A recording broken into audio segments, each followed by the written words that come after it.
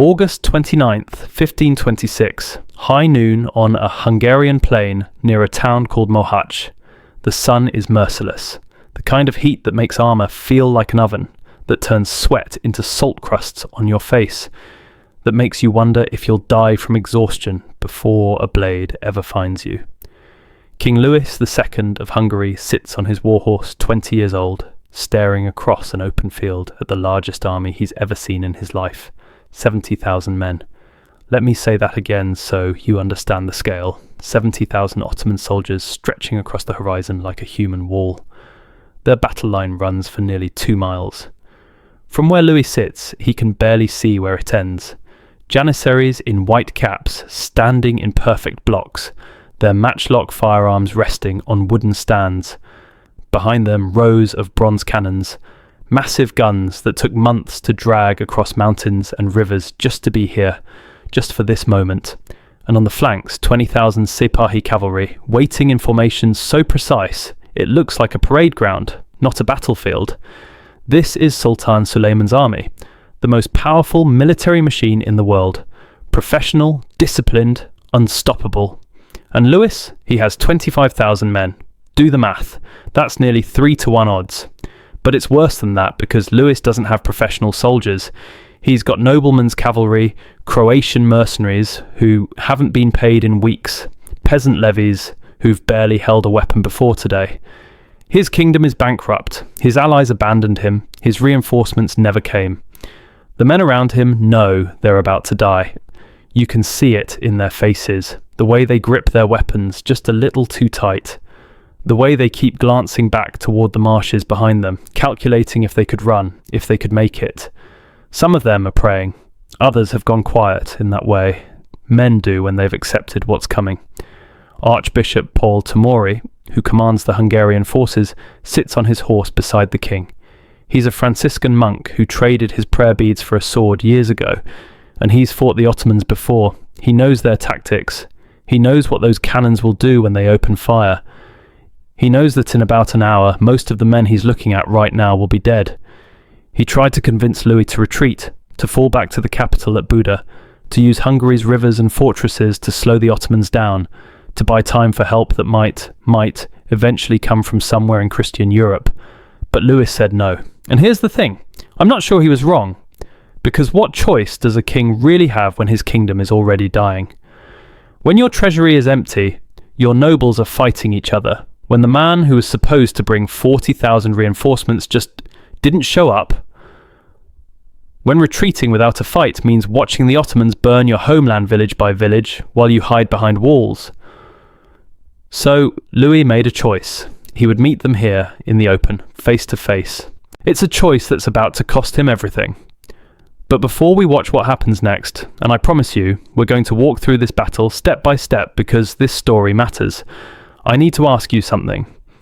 If this is the kind of history you want to hear, real, raw, told, like it actually happened, do me a favour, hit that like button, leave a comment, even if it's just a single word. It tells YouTube that this matters, that people care about these stories, and it helps us reach more people who love history the way we do. And if you're new here, subscribe, because we're just getting started, and there are so many more stories like this one waiting to be told. Now, back to Louis. He's staring at that Ottoman army, and he knows that in a few minutes he's going to give the order to charge. 25,000 men are going to ride straight at 70,000. Cavalry against cannons. Medieval tactics against gunpowder warfare. Honour against mathematics. It shouldn't work. It can't work. But here's the question that haunts me every time I think about this battle. What drives men to charge into certain death? Is it courage? Is it stupidity? Is it just the weight of history pressing down so hard that you'd rather die standing than live on your knees? I don't know. Maybe by the end of this story you'll have an answer. But to understand how 25,000 Hungarians ended up on this field, staring down an army that outnumbers them 3-1, we need to go back. We need to understand what Hungary was before this moment, and how a kingdom that once held the line against Mongol invasions, that once had the finest army in Europe ended up so broken that a 20-year-old king had no choice but to gamble everything on a single desperate charge. So let's rewind. Let's go back to before the battle, before the Ottomans marched north, back to when Hungary was still whole, because every catastrophe has a beginning. And this one, it started long before the first sword was drawn. So, how does a kingdom fall this far? Because Hungary wasn't always like this. 30 years earlier, if you'd told anyone in Europe that the Hungarians would face the Ottomans with just 25,000 men, they would have laughed in your face. Let me take you back. In 1490, Hungary was a power. Not just any power, the eastern shield of Christian Europe. For 250 years, they'd held the line against every threat that came from the east. The Mongols invaded in 1241, burned half the kingdom, and the Hungarians rebuilt and made sure it never happened again. They fortified, they adapted, they became the wall that protected Vienna, Prague, and everything west of the Carpathian Mountains.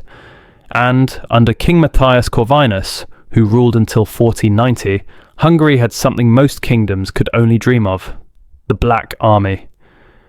28,000 professional soldiers. Paid, trained, loyal only to the crown.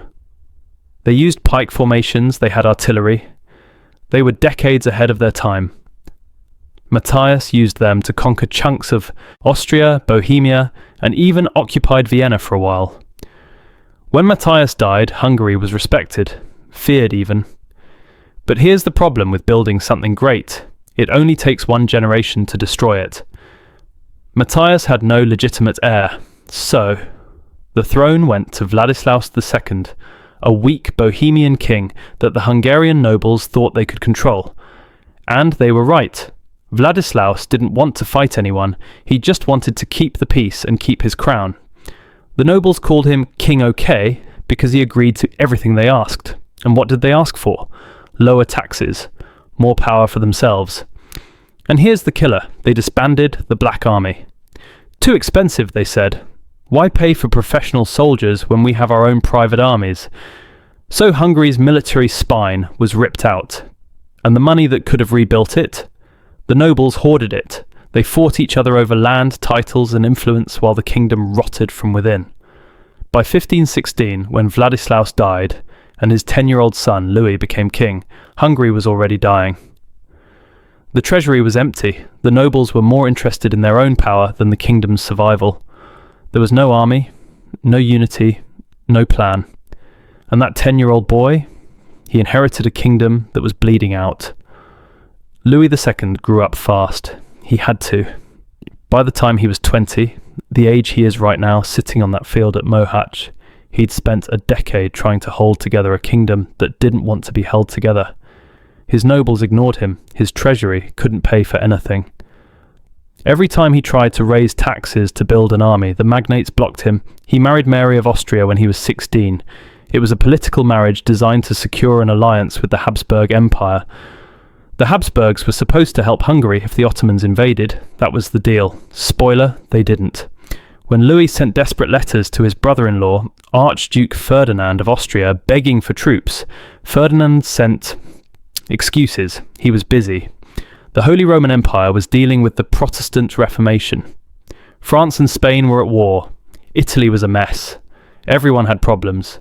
So Louis was alone. And he knew it.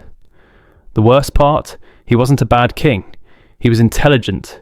He understood the threat. He sent envoys to the Pope, to the Italian states, to Poland, begging for help. But nobody came. Europe was too busy tearing itself apart to care about Hungary. And so Louis watched the Ottoman Empire grow stronger while his own kingdom fell apart. Now let's talk about the man coming for him, Sultan Suleiman the Ruler, age 31. And if Louis inherited a dying kingdom, Suleiman inherited an empire at its peak. When Suleiman took the throne in 1520, the Ottoman Empire stretched from Persia to Egypt, from the Balkans to the Arabian Peninsula. It was the richest, most powerful state in the world. And Suleiman? He was brilliant. A legal reformer, a patron of the arts, a strategist. who understood that empires aren't just built with swords, they're built with administration, infrastructure, and fear. But make no mistake, he knew how to use swords. In 1521, Suleiman took Belgrade. That was Hungary's southern fortress, the lock on the door to Europe. It had held against the Ottomans for 70 years. Suleiman cracked it in 3 weeks. In 1522, he took Rhodes from the Knights Hospitaller after a 6-month siege. That wasn't just a military victory, it was a message. The Knights were the best Christian warriors in the Mediterranean, and Suleiman crushed them. Now, in 1526, he was coming for Hungary, and he had the tools to do it. The Ottoman military was terrifying because it was modern. While Europe still relied on feudal levies, peasants dragged from their farms and handed spears, the Ottomans had a professional standing army. The Janissaries, 12,000 of them marching toward Hungary right now. Here's how it worked. The Ottomans took Christian boys from conquered territories, Greeks, Serbs, Bulgarians, converted them to Islam, and trained them from childhood to be soldiers. No families, no outside loyalties, just the Sultan and the corps. They were the first military unit in Europe to use gunpowder weapons as their primary armament, matchlock arquebuses, disciplined volley fire. They could shred a cavalry charge before it ever reached their lines. Then you had the Sipahis, 20,000 heavy cavalry. These weren't knights who showed up when they felt like it. They were granted land in exchange for military service, and if they didn't show up, they lost everything. Motivation is a hell of a drug. And the guns. Ottoman artillery was the best in the world. They'd perfected the art of casting massive bronze cannons that could reduce medieval walls to rubble. They brought these guns everywhere, and I mean everywhere, even across mountains and rivers where it seemed impossible. This wasn't a medieval army. This was an early modern war machine with 200 years of institutional experience, and it was marching north. By spring of 1526, Suleiman's intentions were clear. Hungarian raiders had been hitting Ottoman territory in Serbia. Ottoman envoys sent to Buda had been insulted, maybe even killed. Sources disagree, but it doesn't matter. Suleiman had his excuse. In April, the Sultan assembled his army, 70,000 men. The march began. And Louis? He sent out the call to arms. This is where it gets heartbreaking. He needed at least 60,000 men to have a chance. On paper, Hungary could raise that many. The kingdom still had a population of 4 million. The nobles had private armies. The Transylvanian voivode, János Szapolyai, commanded 40,000 troops on his own. Louis sent letters to everyone. To the nobles, to Szapolyai, to the church, to anyone who could hold a sword. He got 25,000. Where was everyone else? Here's where it gets ugly. János Szapolyai, the voivode of Transylvania, one of the richest and most powerful men in Hungary, didn't come. He had 40,000 men. 40,000. If he'd marched. To join Louis, the Hungarians would have had 65,000 troops, still outnumbered but not hopeless. With those numbers, they could have fought defensively, used the terrain, maybe held out long enough for reinforcements from somewhere, anywhere in Europe. But Szapolyai stayed in Transylvania. Why? Nobody knows for sure. Some historians say the messages never reached him in time. Others say he was waiting to see who would win before committing. And some say he wanted Louis to fail so he could take the throne for himself. Whatever the reason, the result was the same. Louis faced 70,000 Ottomans with 25,000 men because the one person who could have changed the outcome chose not to show up. That's the betrayal. That's the wound that killed Hungary before the battle even started. By late August, Ottoman scouts reported that the Sultan's army was less than a week from Buda. Louis called a war council. His commanders were blunt. "We can't win this fight," they said. "Fall back. Use the fortresses. Make them siege every city. Buy time." Louis looked at the map. If he retreated, the Ottomans would burn the countryside. They'd enslave entire towns. And for what? So he could hide in Buda and wait for help that wasn't coming? His nobles wanted a fight. They said retreating without even trying was cowardice, that Hungary's honour demanded they meet the enemy. So Louis made his choice. He would march south. He would meet Suleiman at Mohács, and he would fight. Archbishop Tamori, warrior, priest, commander, accepted the decision. He knew it was suicide, but what else could they do? Run, surrender, watch the kingdom burn without lifting a sword? On August 28, 1526, the Hungarian army marched to Mohács and made camp. The next morning they woke up and saw 70,000 Ottomans waiting for them. Now let's watch that nightmare move. Because understanding that Suleiman has 70,000 men is one thing. Watching them march toward you for 5 months, town after town falling, refugees flooding north with horror stories, that's something else entirely. April 1526. The Ottoman army leaves Constantinople. The logistics alone are staggering. You don't just move 70,000 men like you're taking a walk. Every one of those soldiers needs to eat.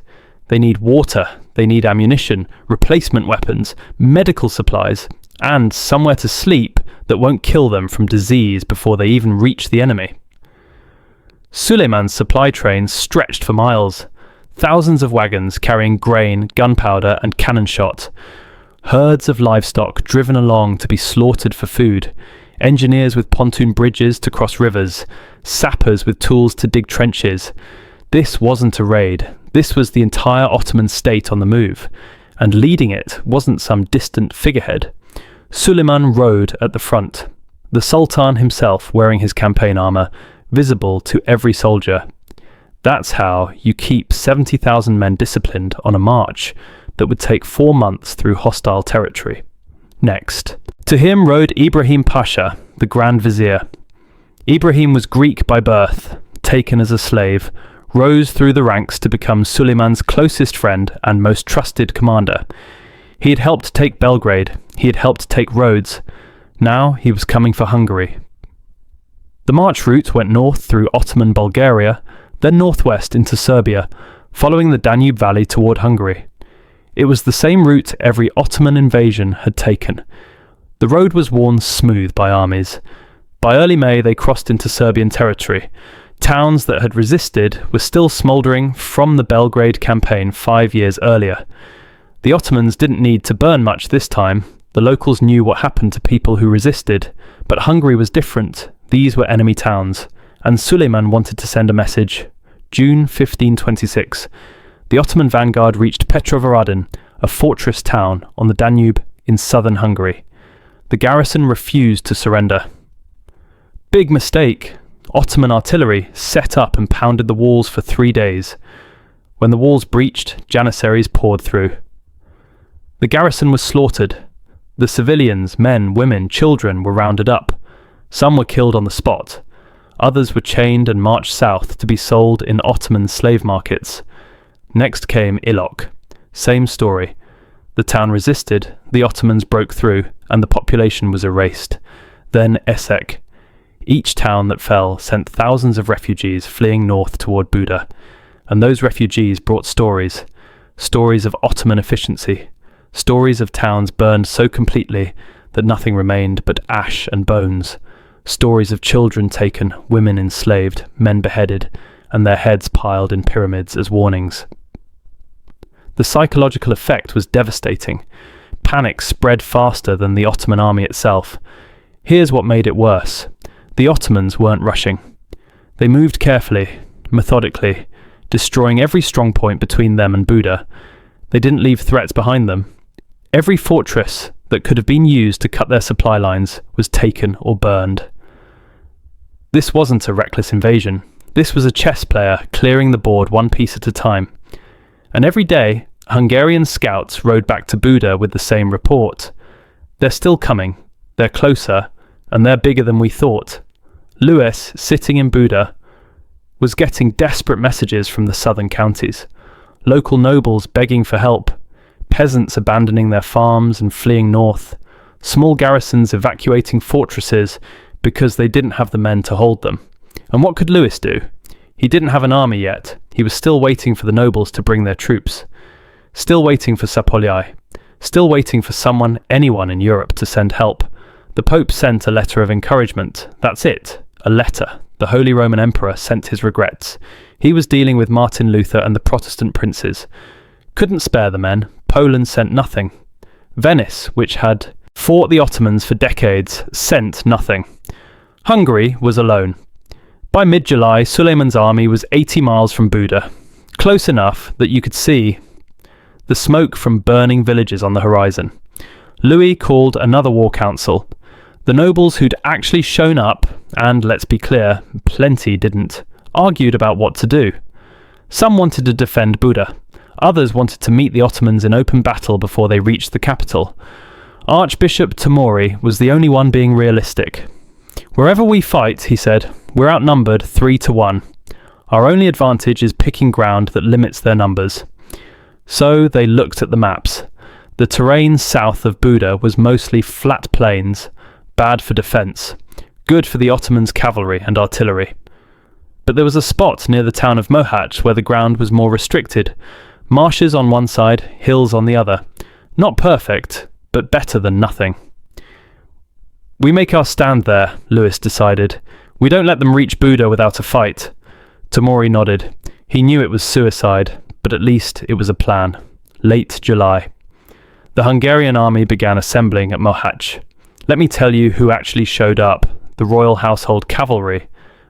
About 2,000 knights loyal to the crown. These were the best Hungary had. Fully armoured, well-trained, experienced. Not enough to win a war, but enough to put up a fight. Croatian mercenaries, roughly 5,000 infantry. These guys were professionals.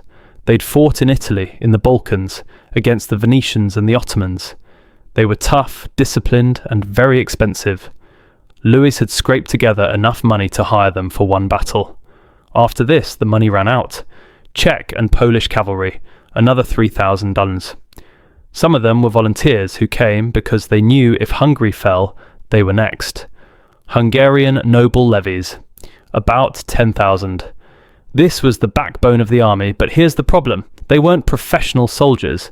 They were farmers and townsmen who'd been handed pikes and told to stand in formation. Some had basic training, most didn't. And finally, the nobles' private cavalry, around 5,000. These were the retinues of Hungarian magnates. Decent fighters, but they answered to their lords, not the king. Total, 25,000 men.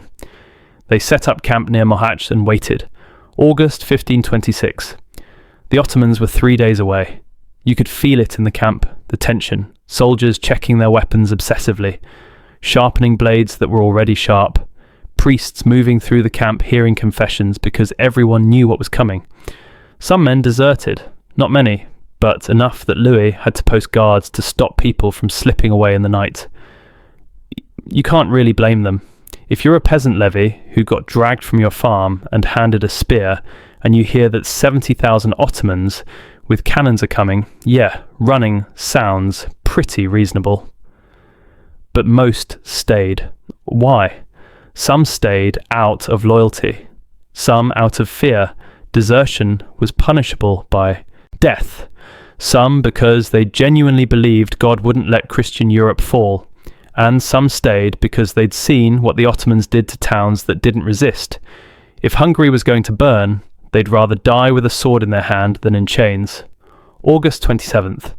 Ottoman scouts spotted the Hungarian camp. August 28th.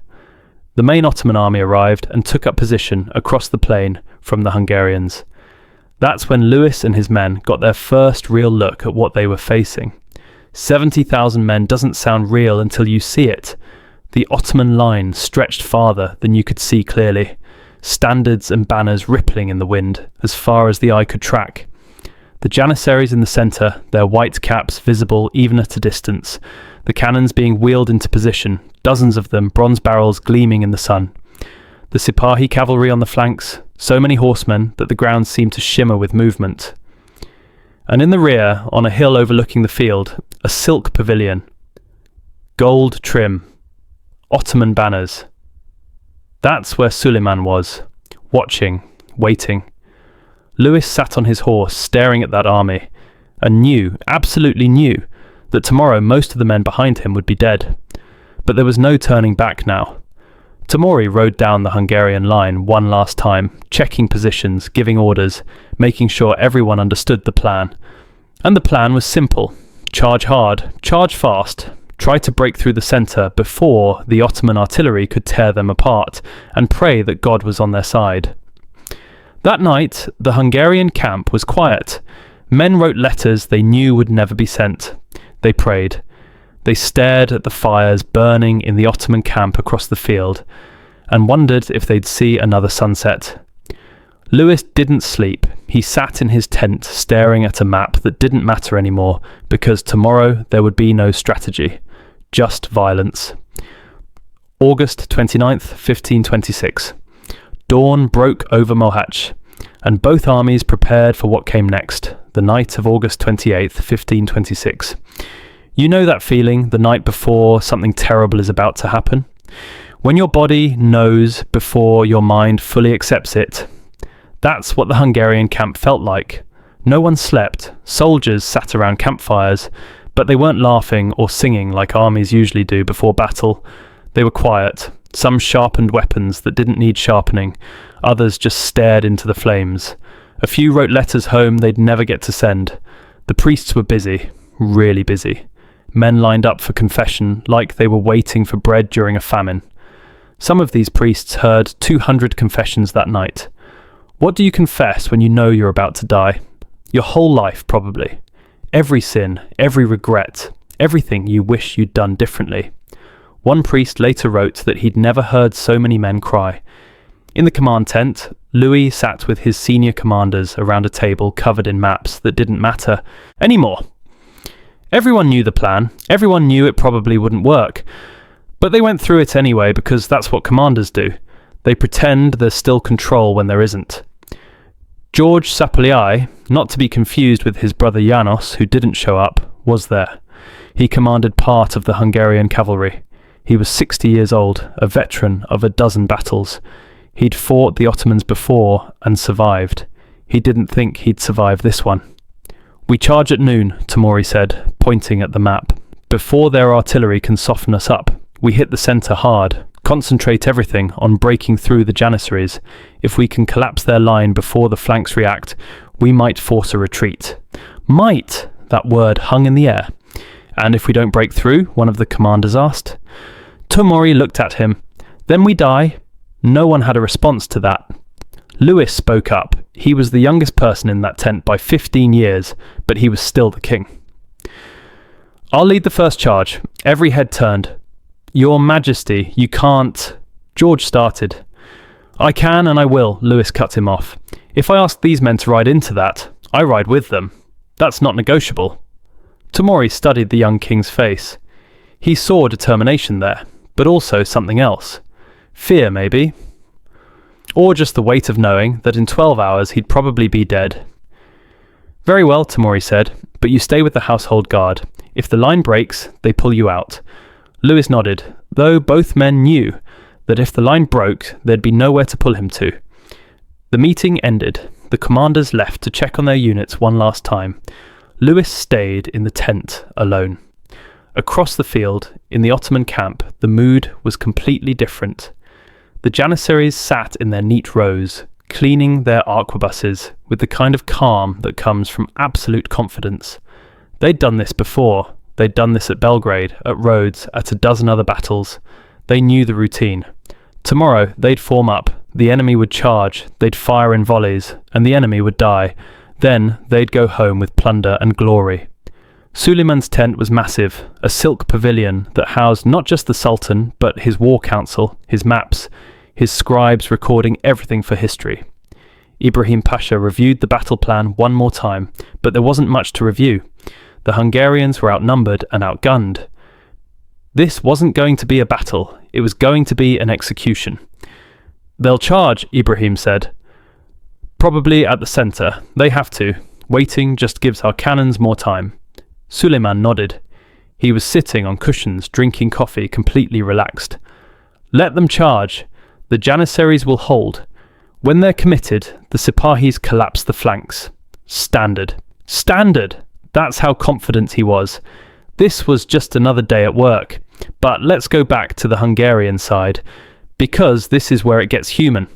Around midnight, some of the Croatian mercenaries started singing. Old war songs from campaigns in Italy. The kind of songs soldiers sing when they know they're not coming home. Other soldiers joined in. Then more.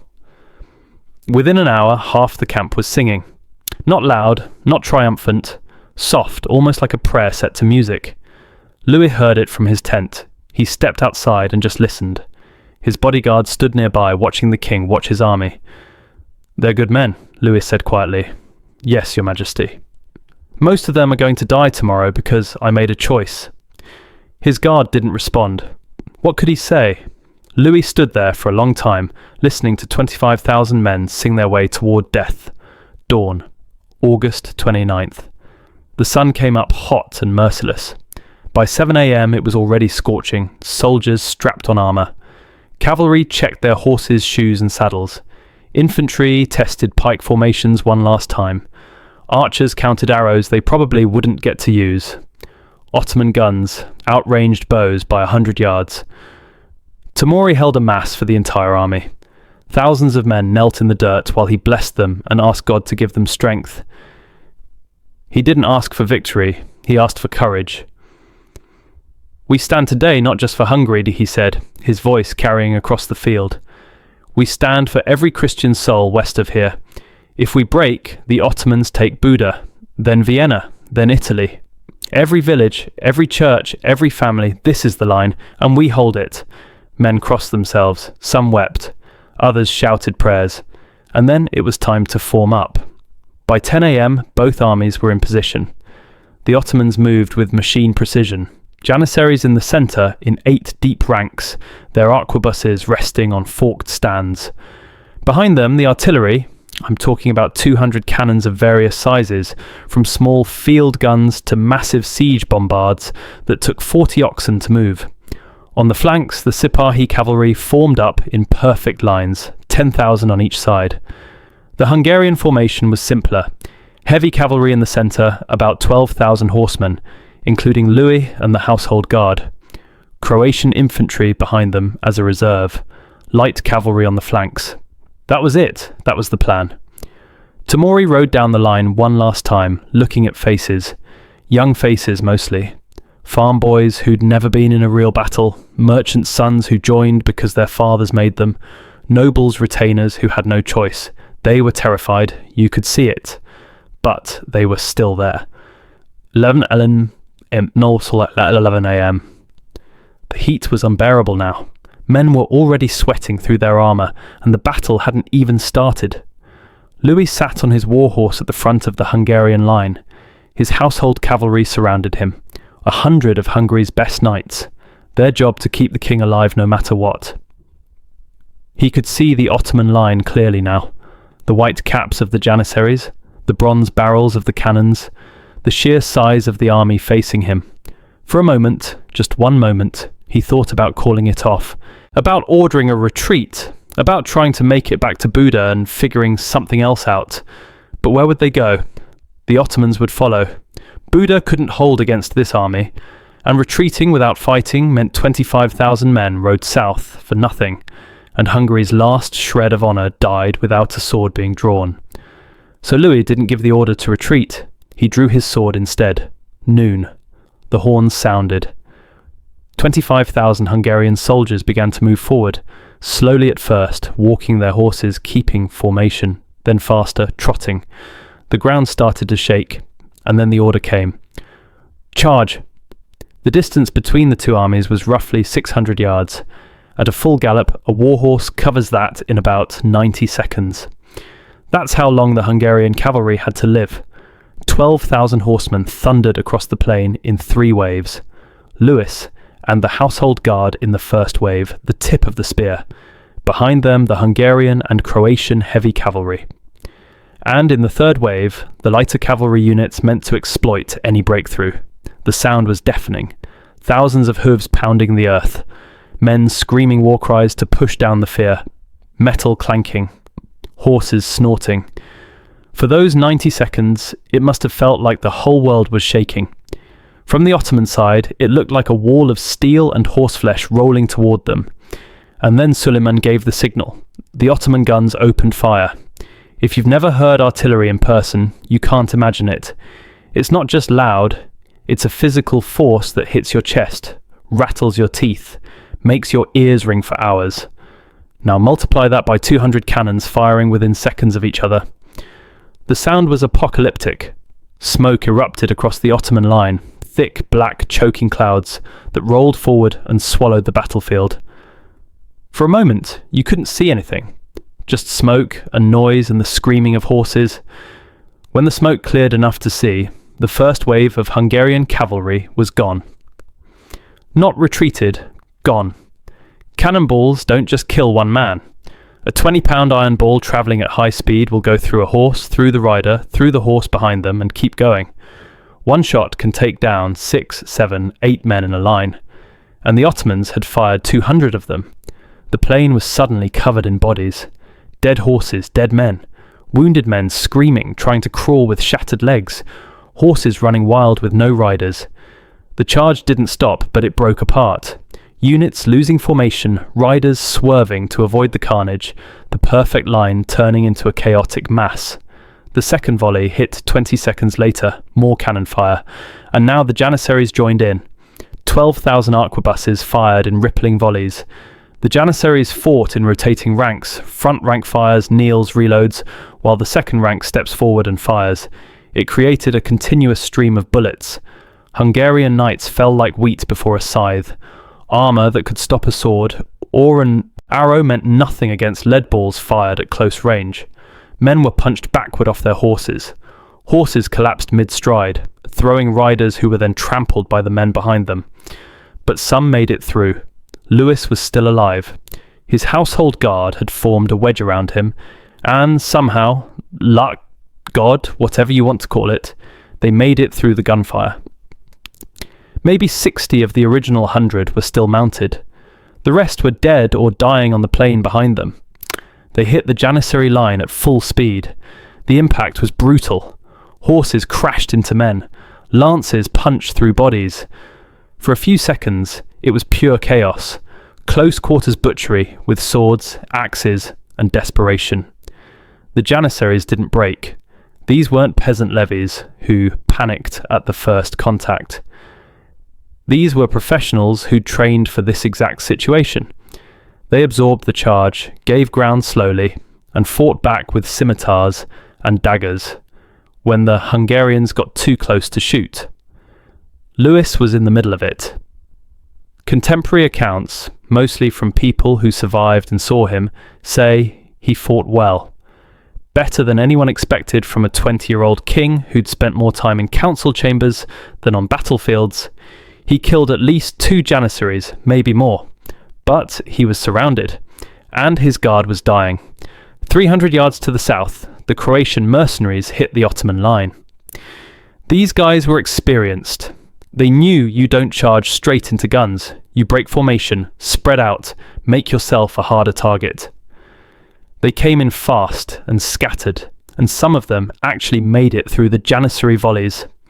Close combat erupted across a 200-yard stretch of the battlefield. Croats with axes and short swords fighting Janissaries hand to hand. No formations anymore. Just small knots of men trying to kill each other. For about 5 minutes, it looked like the Hungarians might actually break through. The Janissary centre was bending. Not breaking, but bending. Units were being pushed back. Gaps were opening.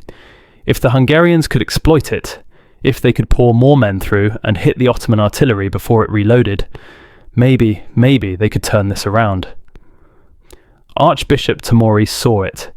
He was fighting near the centre with the second wave, and he saw the Ottoman line waver. "Push!" he screamed. "Push! Push through!" The Hungarians surged forward. Men who'd been holding back committed everything. This was the moment. This was the chance. And then the Ottomans sprang the trap. Ibrahim Pasha had been waiting for this. He'd watched the Hungarian charge, watched them commit to the centre, watched them bunch up as they tried to break through. And the moment they were fully engaged, when they couldn't easily pull back or manoeuvre, he gave the order. The Sipahi cavalry on both flanks moved. 20,000 horsemen, 10,000 on each side. They didn't charge recklessly. They moved in formation, fast but controlled, sweeping wide around the Hungarian flanks like the jaws of a trap closing. The Hungarian light cavalry on the flanks saw them coming and tried to respond, but they were outnumbered 4-1.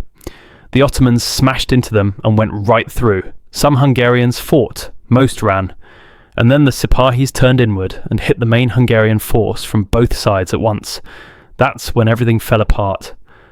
The Hungarians, who'd been pushing into the Ottoman centre, suddenly had enemies on 3 sides, front, left, right. They were surrounded, packed together so tightly they could barely swing a weapon. And the Ottomans just kept coming. Sipahi cavalry cut down men from behind. Janissaries pushed forward from the front. The Hungarians were being compressed into a smaller and smaller space, crushed by sheer numbers. Panic spread. Units broke. Men threw down their weapons and tried to run, but there was nowhere to go. The Ottoman cavalry was behind them. The marshes were to the east. The only escape was north, back toward their camp, and thousands of men tried to run that way at once. It turned into a slaughter.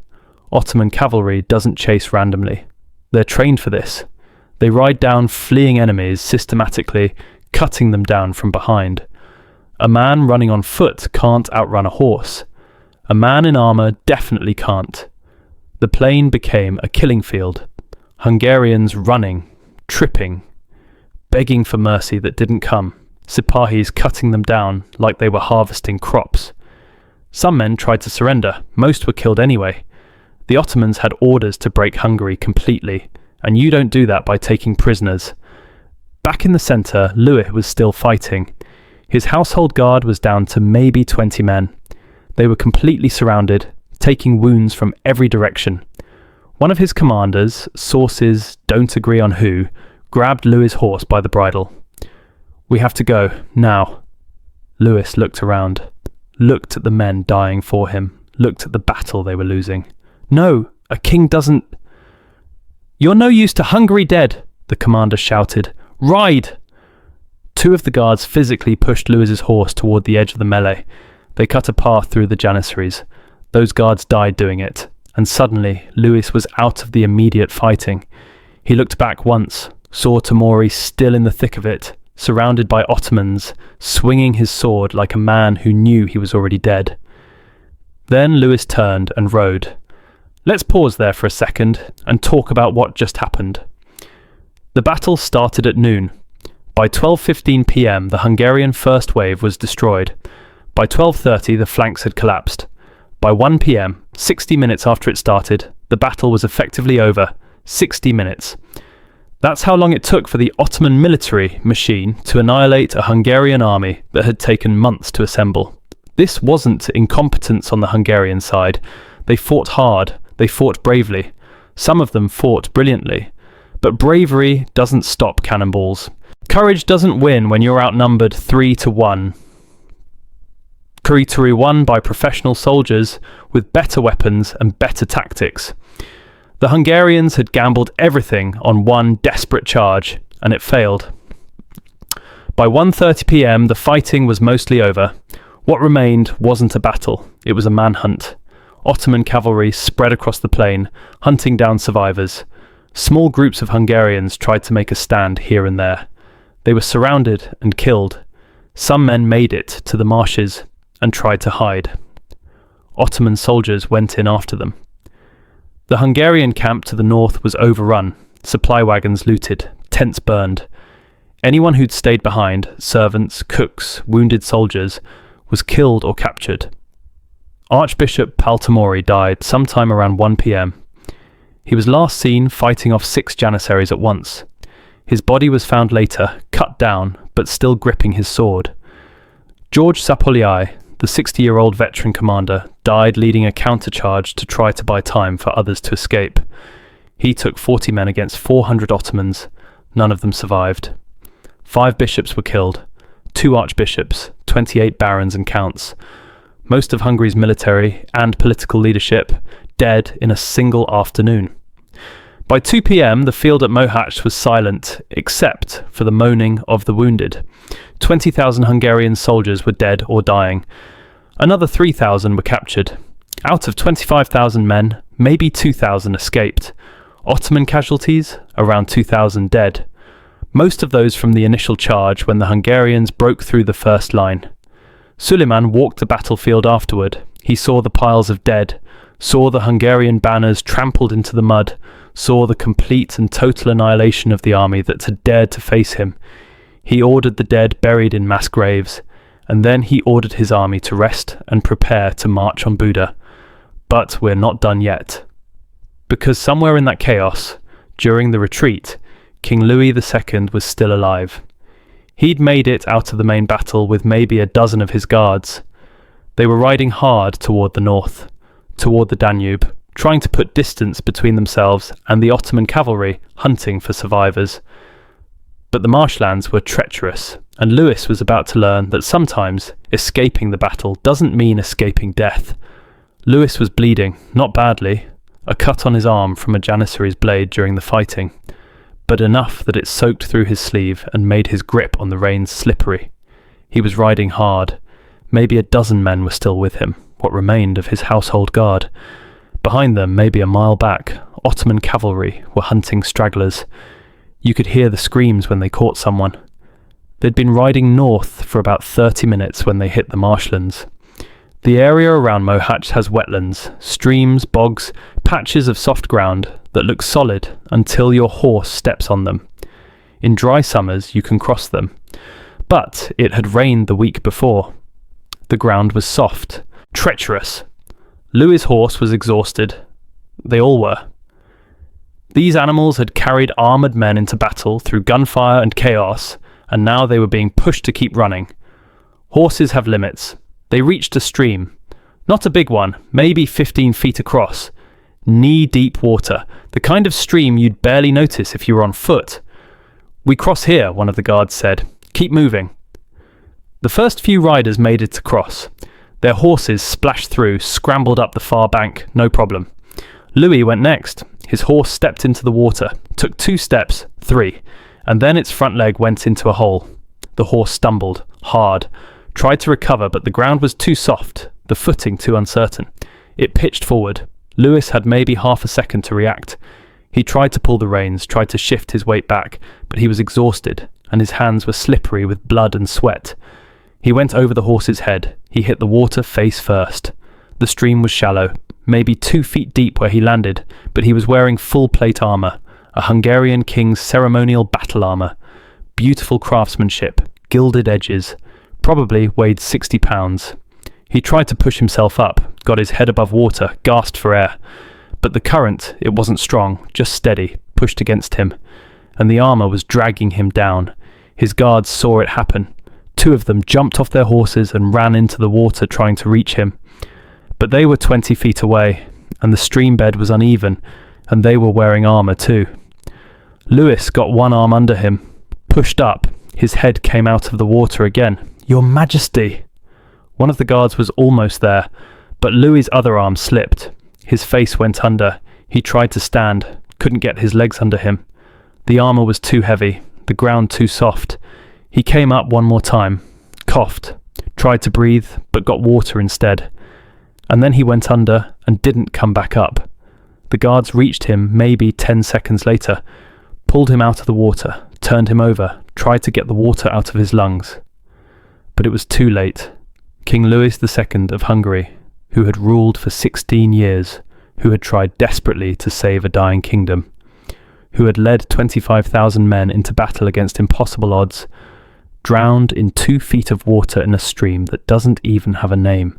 He was 20 years old. His guards didn't have time to grieve. They could hear Ottoman cavalry getting closer, voices shouting in Turkish, the sound of horses. They couldn't carry the body, not in full armour, not while running for their lives. One of them tried to take the armour off, but there wasn't time. The chest plate alone would take 10 minutes to unbuckle properly, so they did the only thing they could. They pulled the body into the reeds at the edge of the stream, tried to hide it as best they could, and ran. 4 of them made it north to Buda. The rest were caught and killed by Ottoman cavalry within the hour. When the survivors reached Buda 3 days later and reported that the king was dead, nobody believed them at first. You saw him die? We pulled him from the water. He wasn't breathing. But you didn't bring the body? We couldn't. The Ottomans were right behind us. Without a body, there was doubt. Maybe Louis was captured. Maybe he was wounded and hiding somewhere. Maybe the guards were lying to cover their own failure to protect him. So Buda sent search parties. They went south to Mohács, trying to find the king's body before the Ottomans did. They didn't find it. Here's what happened to the battlefield after the fighting stopped. The Ottomans spent 2 days clearing the dead. 20,000 bodies don't just disappear. They dug mass graves, huge pits, and threw the Hungarian dead into them. No ceremony, no markers, just holes in the ground. Some bodies they left where they fell. Let the crows and dogs take care of them. That was the message. This is what happens when you resist the Sultan. According to some accounts, though historians argue about whether this is true or Ottoman propaganda, Suleiman ordered pyramids built from the skulls of the Hungarian dead, stacks of bleached bone left on the field as a warning. Whether it happened or not, the story spread, and that was enough.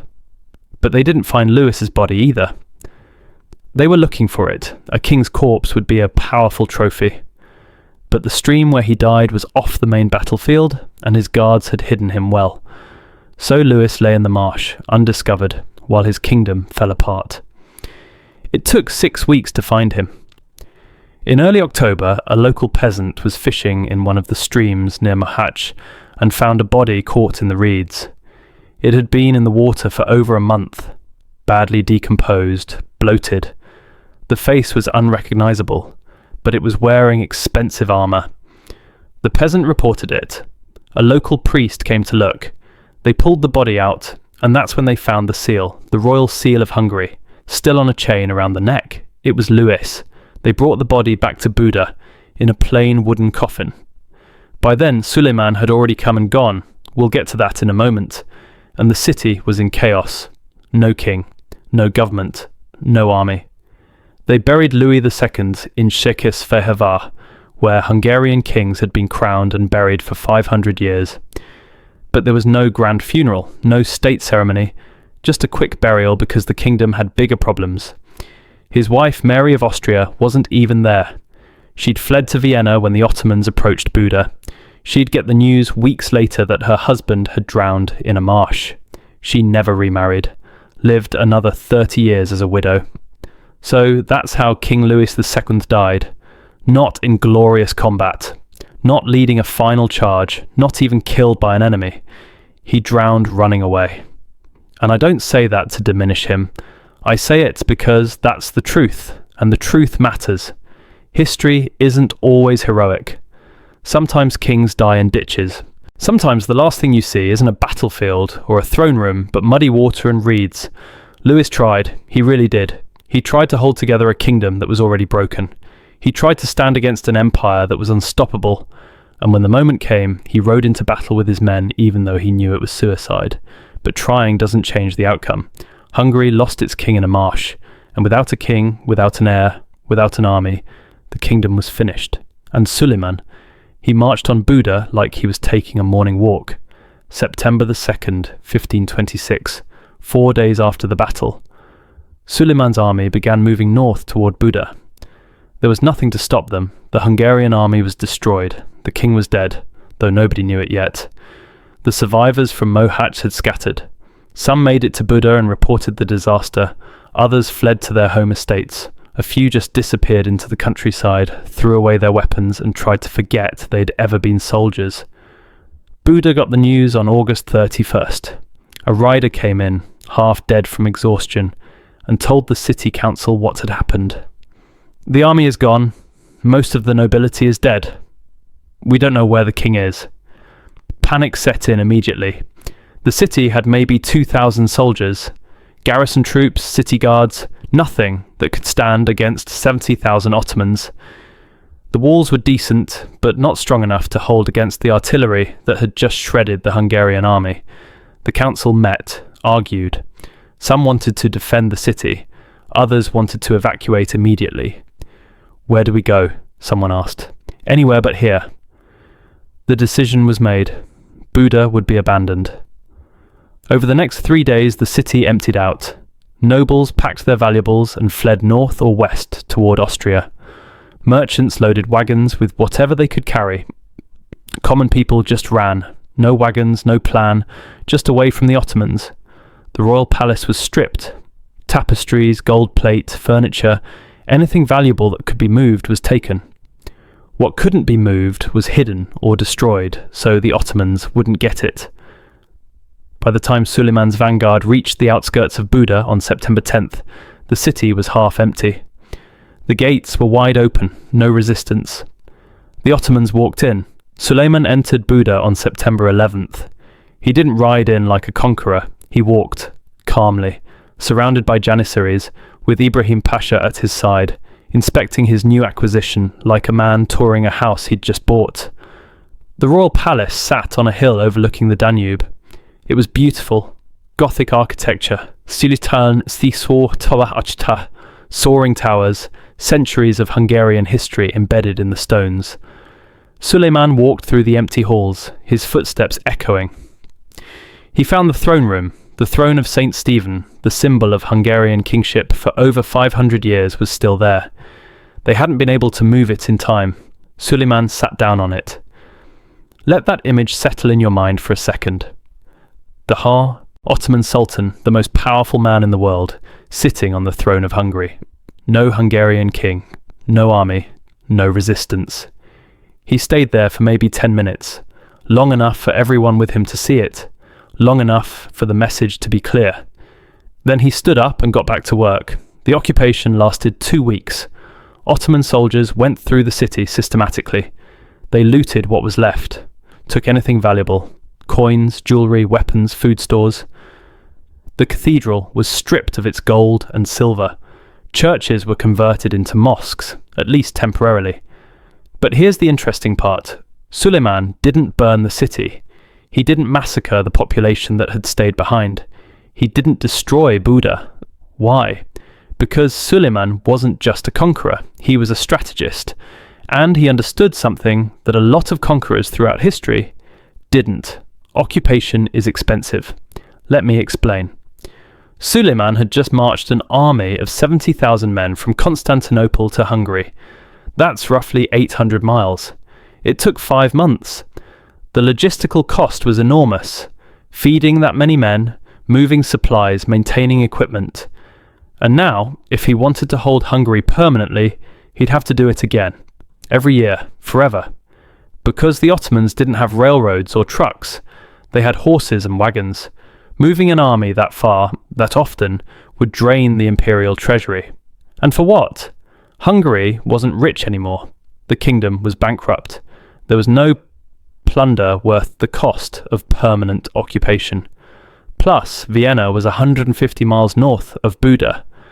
If the Ottomans annexed Hungary completely, they'd share a direct border with the Habsburg Empire. That meant constant warfare. No buffer zone. No client states to absorb the first wave of any conflict. So, Suleiman made a calculated decision. Break Hungary, but don't occupy it. Leave it weak, divided and dependent on Ottoman power. Make it a buffer state instead of a province. On September 25th, Suleiman left Buda, but he didn't leave it empty-handed. His army took thousands of prisoners, mostly women and children who'd been captured during the march or found hiding in Buda. They'd be marched back to Constantinople and sold as slaves. That was part of how the Ottoman war machine paid for itself. Conquest wasn't just about territory. It was about loot, tribute, and human cargo. They also took wagon loads of treasure, gold, silver, artwork, anything valuable that hadn't been evacuated.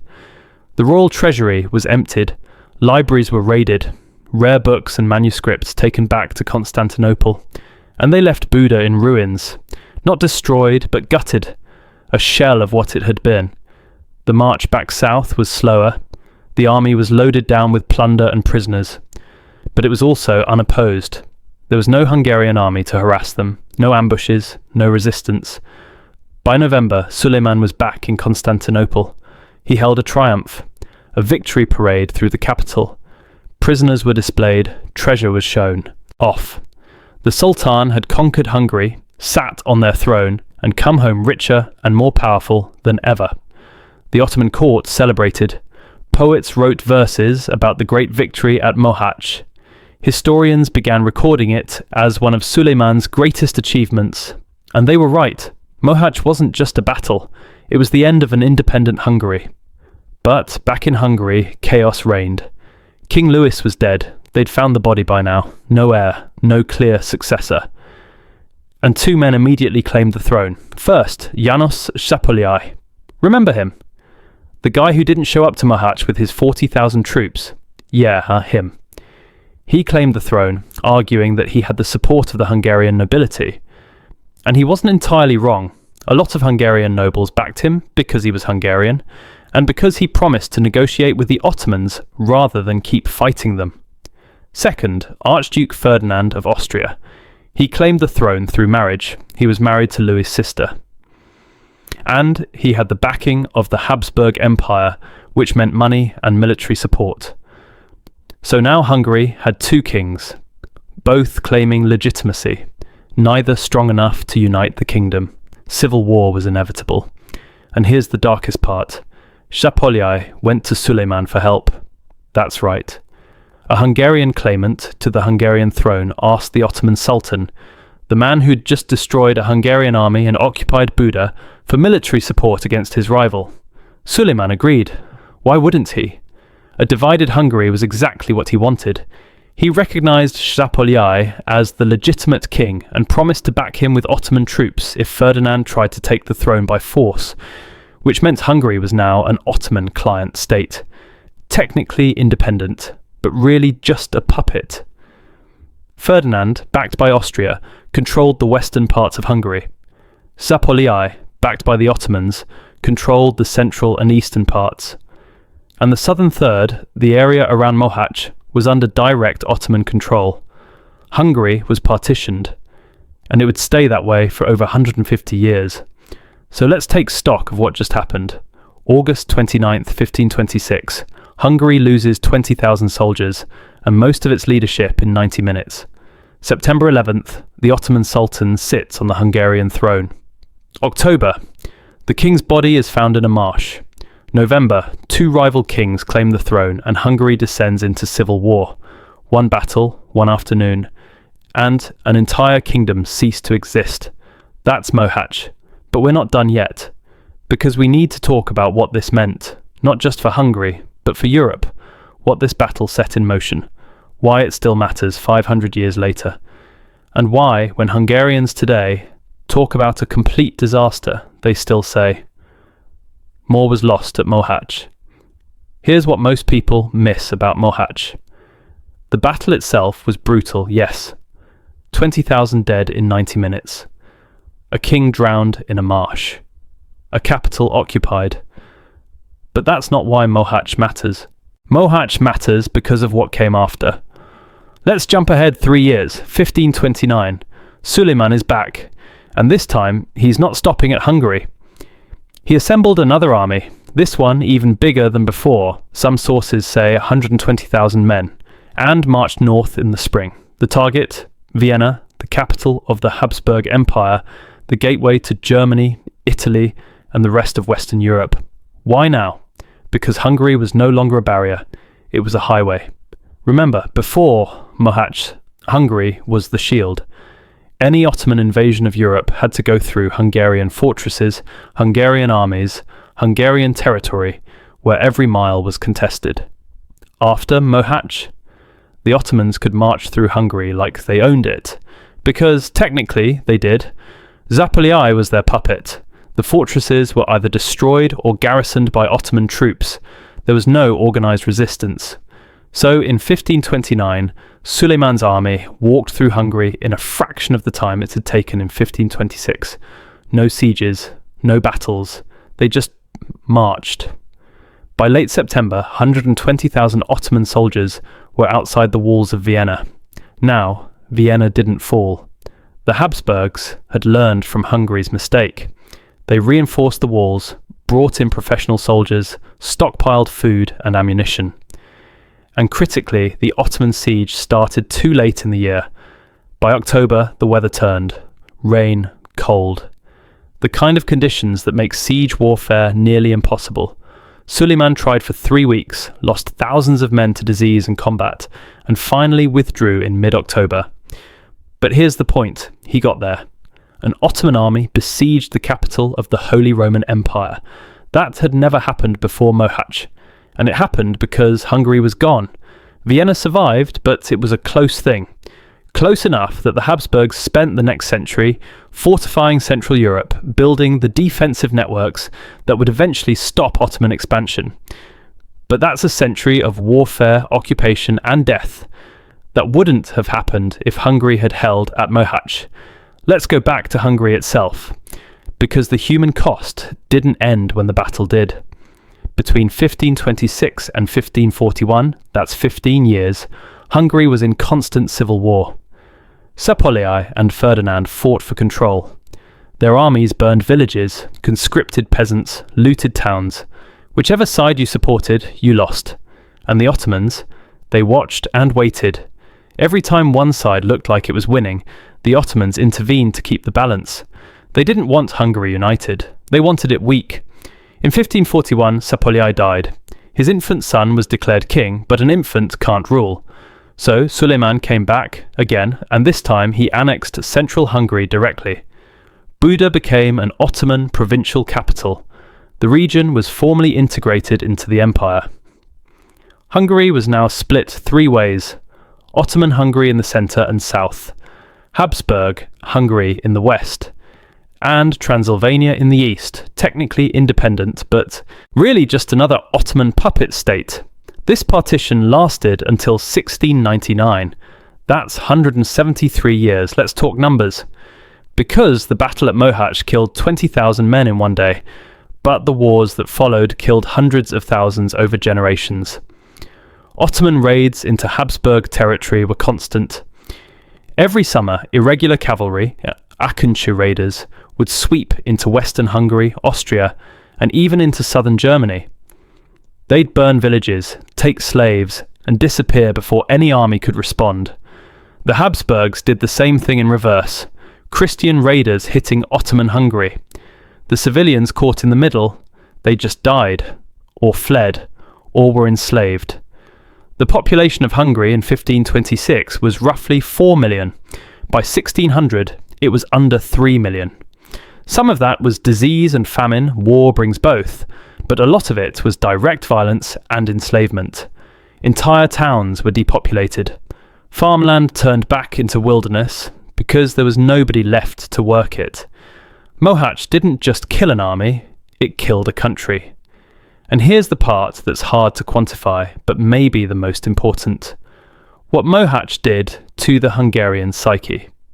There's a reason the phrase "Több is veszett Mohácsnál" stuck around. It means more was lost at Mohács, and Hungarians still use it today to describe any catastrophic disaster. Because Mohács wasn't just a military defeat, it was the end of sovereignty, the end of independence. For nearly 400 years after Mohács, 1526 to 1918, Hungary was ruled by someone else. First, the Ottomans and Habsburgs fighting over it, then the Habsburg Empire fully annexing it, then the Austro-Hungarian Compromise, where Hungary had autonomy but not true independence. It wasn't until the end of World War I, when Austria-Hungary collapsed, that Hungary became fully independent again. And even then, it was a shadow of its former self, truncated by the Treaty of Trianon, surrounded by hostile neighbours. All of that traces back to Mohács, one battle, one afternoon. Now let's zoom out and talk about what Mohács meant for European warfare, because the military lessons were brutal and immediate. Medieval tactics, heavy cavalry charges, feudal levies, castles and sieges were obsolete. Gunpowder had changed everything. The Ottomans proved it. They had professional infantry with firearms, mobile artillery, and cavalry that manoeuvred with discipline instead of just charging blindly. The Hungarians had courage. They had tradition. They had knights in armour who'd fought for centuries using the same tactics their grandfathers used, and they were slaughtered. Every military commander in Europe studied Mohács, and the lesson was clear: adapt or die. The Spanish were already moving toward professional infantry, the famous tercios. Mohács accelerated that. Within 20 years, every major European power was trying to build a standing army modelled on Ottoman principles, professional soldiers, standardised training, firearms as the primary weapon. The age of knights was over. Mohács was the funeral. But let's not turn this into an Ottoman victory lap, because Suleiman's empire had problems too. Hungary was never profitable to occupy. It cost more to garrison and defend than it generated in taxes. The Ottomans held it for strategic reasons, keeping a buffer between them and the Habsburgs. But it was a drain on the treasury. And the constant warfare with the Habsburgs meant the Ottomans couldn't expand elsewhere. They were stuck in a grinding stalemate in Central Europe, while other powers, Spain, France, England, were colonizing the Americas and building global trade empires. In a way, conquering Hungary trapped the Ottomans. They won the battle, won the territory, and spent the next 150 years bleeding resources to hold on to it. So maybe nobody really won at Mohács. Maybe everyone just lost. Let's talk about the people who lived through it. Not the kings and generals, we've covered them. The ordinary people. The ones whose names don't make it into history books. Imagine you're a Hungarian farmer in 1526. You live in a village somewhere in central Hungary. You've heard rumours about an Ottoman army, but you don't really understand what that means. War is something that happens to other people. Then one day, soldiers come through, Ottoman irregulars looking for supplies and plunder. They take your grain, your livestock. Maybe they burn your house because you didn't have enough to give them. Maybe they take your daughter. You run. You leave everything and run to the next village, the next town, anywhere that might be safer. But nowhere is safer because the war doesn't end. For the next 50 years, armies march back and forth across your homeland, Christian and Muslim, Habsburg and Ottoman. It doesn't matter who they're fighting for. They all take what they need. And what they need is everything you have. By the time you die, if you're lucky enough to die of old age and not starvation or violence, your homeland is unrecognizable. Half the villages you knew as a child are gone. The people are gone. The kingdom itself is gone. That's what Mohács meant for most Hungarians. Not a single battle, a lifetime of war. And yet, somehow Hungarian culture survived. The language survived. The traditions survived. Even under Ottoman and Habsburg rule, even partitioned and occupied, the idea of Hungary persisted. That's worth noting, because a lot of nations in history disappeared completely after defeats like Mohács. They were absorbed, assimilated, erased. Hungary wasn't. It bent, it broke, but it didn't disappear. Maybe that's the real legacy of Mohács. Not the defeat itself, but the refusal to accept that the defeat was final. One more thing before we finish this. Remember how I said Mohács changed European warfare? It also changed European politics. The Ottoman threat, the fact that Suleiman had taken Hungary and nearly taken Vienna, forced the Christian powers to take the empire seriously. Before Mohács, the Ottomans were a problem for the Balkans and the Italians. After Mohács, they were a threat to everyone. It's not a coincidence that the Protestant Reformation survived. The Catholic Habsburgs wanted to crush the Protestant princes in Germany, but they couldn't afford a religious war when the Ottomans were on their doorstep. They needed every soldier they could get to defend the frontier. So the Reformation succeeded, in part because the Ottomans were a bigger threat than heresy. History is connected like that. One battle in Hungary changes the religious map of Europe. So that's the aftermath. That's the long shadow of Mohács. A kingdom destroyed, a region at war for generations, a military revolution, a shift in the balance of power that lasted centuries. All of it started on August 29th, 1526, when 25,000 men charged into 70,000 and lost everything. Now let's bring it home. Let me take you to Mohács today. It's a small town in southern Hungary, about 18,000 people, quiet, unremarkable. If you drove through it on your way to somewhere else, you probably wouldn't stop. But just south of town, there's a field. It looks like any other field, flat. Farmland mostly. In the summer, crops grow there. In the winter, it's just empty ground under snow. But if you know what you're looking at, if you know what happened there, it's different. There's a memorial. Built in 1976 on the 450th anniversary of the battle. It's a series of carved wooden grave markers, hundreds of them standing in rows like soldiers. Each one has a face carved into it. Weathered, worn, silent. Walk through that memorial and you can feel it. The weight of what happened. 20,000 men died here. Most of them are still here, buried in mass graves that have never been properly excavated. If you dig in that field, and archaeologists have, you still find bones, armour fragments, pieces of swords, cannonballs. The earth hasn't forgotten.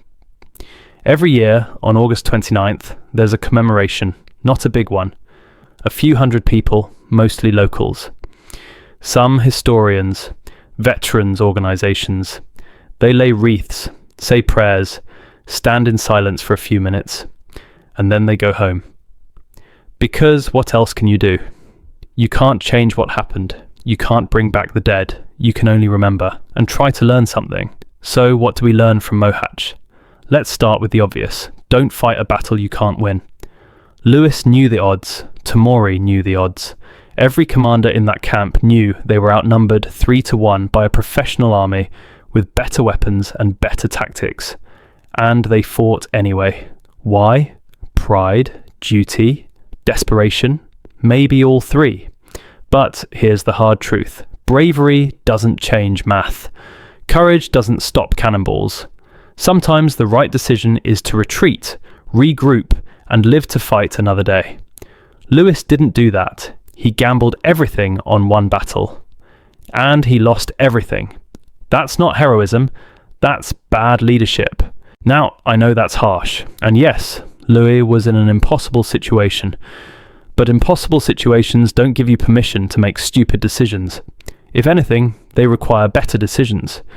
He could have retreated to Buda, fortified, waited for reinforcements. Maybe Szapolyai would have shown up, maybe the Habsburgs would have sent help. It's not likely, but it was more likely than winning at Mohács. Instead, he chose to die, and because he chose to die, 25,000 other men died with him, and Hungary ceased to exist. So lesson 1, don't let pride kill you, and don't let it kill your country. Lesson 2, allies matter. Hungary stood alone at Mohács. The Pope sent letters. The Habsburgs sent apologies. Poland sent nothing. Why? Because Europe was divided. The Reformation was fracturing Christianity. Catholic and Protestant states were more worried about each other than about the Ottomans. And even among Catholic states, there was rivalry and mistrust. The Habsburgs didn't help Hungary because they were dealing with their own problems, and because, frankly, they figured they could pick up the pieces after Hungary fell, which is exactly what they tried to do.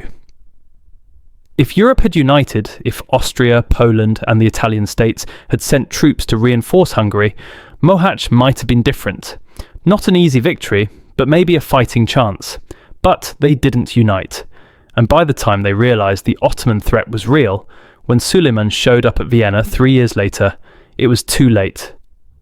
Hungary was gone, and the Ottomans were at the gates of the Habsburg capital. So lesson 2, when your neighbour's house is burning, help put out the fire. Because yours is next. Lesson 3, logistics win wars. I know that's not exciting, it's not dramatic, but it's true. Suleiman didn't win at Mohács because his soldiers were braver or because God was on his side.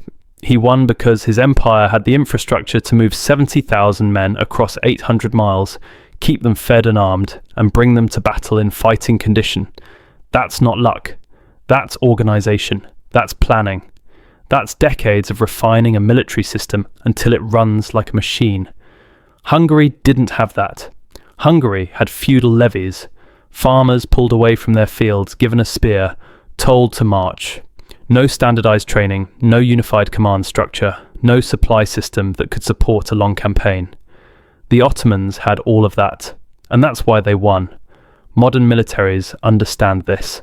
Amateurs talk tactics, professionals talk logistics. Mohács is a perfect case study in why. Lesson 4. Technology matters. The Ottomans had guns, lots of them, arquebuses, cannons, artillery that could punch through armour and turn cavalry charges into mass graves. The Hungarians had knights in armour, beautiful armour, expensive armour that was completely useless against gunpowder weapons. This is a pattern throughout history. Every military revolution, gunpowder, rifles, machine.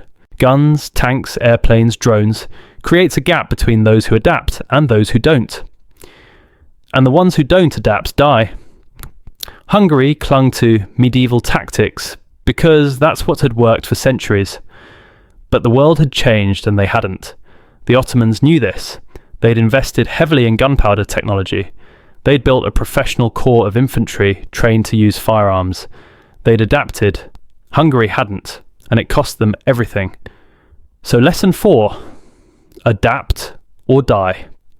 The past is not a strategy. Now let's talk about the moral questions, because those are harder. Was Louis right to fight at Mohács? If you judge him by the outcome, no, obviously not. He lost his army, his kingdom, and his life. But if you judge him by his intentions, maybe. He was trying to defend his people. He was trying to stop an invasion. He believed, probably correctly, that if he didn't stand and fight, Buda would fall anyway, and he'd be remembered as the king who ran without even trying. So he tried, and he failed. Is it better to try and fail than not to try at all? I don't know. That's the kind of question that doesn't have a clean answer. What I do know is this. Leaders have responsibilities. And one of those responsibilities is to make decisions that give your people the best chance of survival. Louis didn't do that. He made a decision based on honour and pride, and 25,000 men paid the price. Maybe that's the real lesson.